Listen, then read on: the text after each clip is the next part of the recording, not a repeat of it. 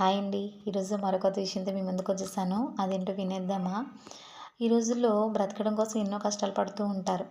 బ్రతకడానికి అనేకమైన మార్గాలున్నను ఎవరికి నచ్చిన మార్గాన్ని వాళ్ళు ఎన్నుకుంటూ ఉంటారు. కొంతమంది సరైన మార్గంలో వెళ్తే, కొంతమంది అక్రమమైన మార్గంలో వెళ్తూ ఉంటారు.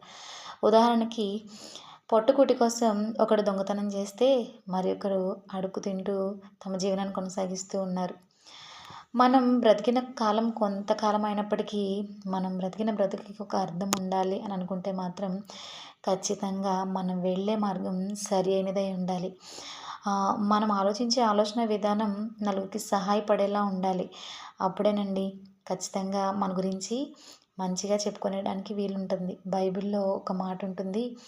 ఒకని జన్మదినం కంటే మరణదినమే మేలంట.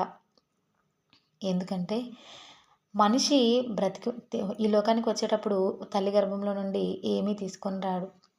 మనం వెళ్ళేటప్పుడు ఏమీ తీసుకొని పోలేము.